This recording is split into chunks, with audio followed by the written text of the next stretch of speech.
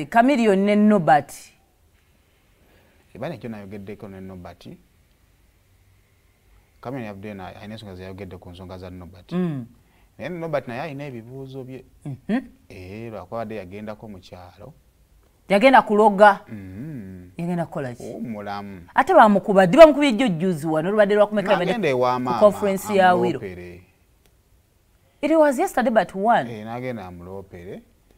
Naye ayina sayidi ye jawa. Wama we bakubuli tekawo kalimbwe. Naddala mu science wa tebeze ezakola ki? Ezatundibwa era ng'agamba ebibuuzo ebyo byetaaga okuddibwamu. Tiwabanga nakwata n'empatteta tebo. Ne tutuuka ku lunaku lwa tebo. Nteta n'angamba talina wadde ne tiketi ya tebo. Zino ze yaleese zaavudde wakale. Kanzikirize nti zaafikkawo. Era n'omuwendo gwezo gwe yasigaza gulaga nti gwalina ebbanga gwe yatunda. Guba gubulako era nze nsigala nze mmanja. Naye yasuubiza agenda kudda mu Kampala twogeremu tulabe. Kati Miri yavaayo alwanirira erinnya lyabwe. Chameleon ono I think mu bamayanja abadde empagi y'amaanyi nnyo. Ayinza nezo naye amukkiriza ng'omuntu. Naye mu time y'okusayininga teyaliiwo. Teyaliiwo ne palaso yaliwo. Naye ndowooza because bonna kye baali beetaaga omuntu waabwe abeeko n'ekintu ekisobola okumuzza. Yali tasobola kuyingira wakati awo. Kakati bino bino yabitugambye kubanga ekivulo kyadde kiwedde n'ebiriwo weebiri. Soko. Bamutuwa Omumiri. Angoizo sinayingira lutalo naye olaya Nobert ave mu bintu by'okusiolya ku bantu. He should come and play the music. What should I do anyway? Listen to me, Weasel. When we're discussing a business, it was a business, not a relationship. So can we go back to the business before we go back to the relationship? And maybe you misbehaved. That's your nature. But can we go to business? Come on, you people think that we are Superman. We are not immortal, but we are here to do business and music at our best. I'm always on Sudiwamu, so I took over. I'm not a person who wants to stay at your house. It's a celebration. If you don't like me, stay home. Molo! What else should I prove with you? What else should I prove with you?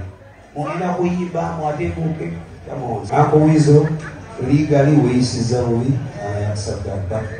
Omuntu gwenyinza okugamba yawadde judgment eyiye nga tagitaddeemu feeling nti oba Nobert takolagana naye be bano aba BBS abantu abasatu Saymore Kawalaata n'oyo omuwala Happy Powers ne nonaani ono abafango ne bali bavuma amatu kwefulukuta no Dr. Kwefu abo be bantu benyinza okugamba nti bawadde judgment yaabwe oba bakoze commentary yaabwe nga teri biased tebabadde ku side yange bayogedde ebimu nga binkuba naye babadde teboogeza lujja ku mitima gyabwe nti oba Nobert tebamwagala okatege